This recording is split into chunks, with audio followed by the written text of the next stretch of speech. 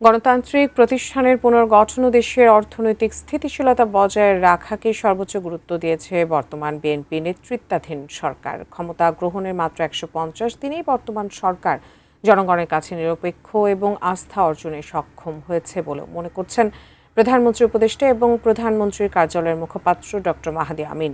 বিকালে তেজগাঁওয়ের প্রধানমন্ত্রী কার্যালয়ে সরকারের ৫ মাস পূর্তি উপলক্ষে আয়োজিত সংবাদ সম্মেলনে এসব কথা বলেন তিনি।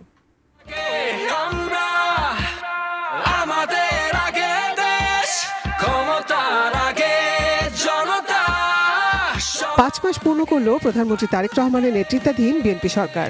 এই পথ চলায় প্রধানমন্ত্রী নির্বাচনী ইশতেহার, বিশেষ করে ফ্যামিলি কার্ড, কৃষক কার্ড, খাল খনন সহ নানা কর্মসূচি বাস্তবায়নে ছুটে চলেছেন দেশের এক প্রান্ত থেকে অন্য প্রান্তে। এই উপলক্ষে প্রধানমন্ত্রী কার্যালয়ে আয়োজিত এক সংবাদ সম্মেলনে সাম্প্রতিক কয়েকটি বিষয়ে গণমাধ্যমের ভূমিকা নিয়ে কথা বলেন প্রধানমন্ত্রীর প্রেস সচিব ও অতিরিক্ত প্রেস সচিব। কিছু সাংবাদিক ওনারা যেভাবে এই নিউজগুলো পরিবেশন করছে, আমি আহ্বান জানাবো তাদের এসব অপপ্রচার থেকে বিরত থাকার জন্য। আওয়ামী লীগ সরকারের আমলে দেশের সব স্তরে অবনতি হলেও সবচেয়ে বেশি অবনতি হয়েছে ধর্মীয়, সামাজিক ও পারিবারিক মূল্যবোধের জায়গায়। প্রেস সচিব বলেন, মতের পার্থক্য ব্যালেটে হতে পারে, কিন্তু দেশ গড়তে হলে সবাইকে এক থাকতে হবে।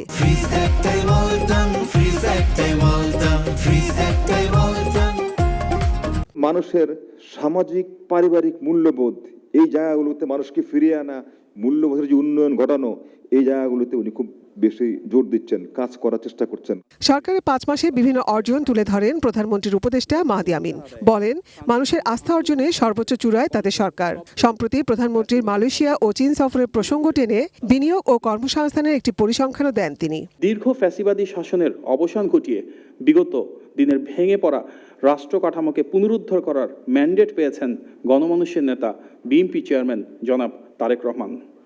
দায়িত্ব হাতে নিয়ে অত্যন্ত স্বল্প সময়ের মাঝেই তিনি মানুষের আস্থার চূড়ায় অবস্থান করছেন।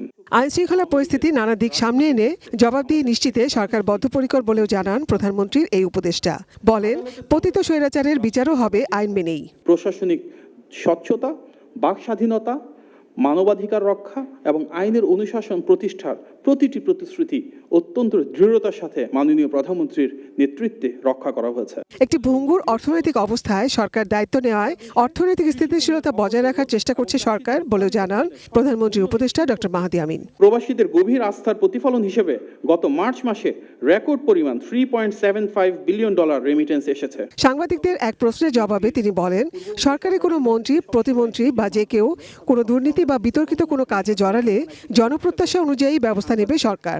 যে নতুন রাষ্ট্র কাঠামো আমরা গড়ে তুলতে চাইছি, সেখানে স্বচ্ছতা থাকবে, সেখানে জবাবদিহিতা থাকবে, সেখানে অন্তর্ভুক্তিমূলক উন্নয়ন আমরা সবার নিশ্চিত করতে চাইব এবং সেই প্রক্রিয়াই চলমান রয়েছে। Nazia Afrin, ATN news, Dhaka.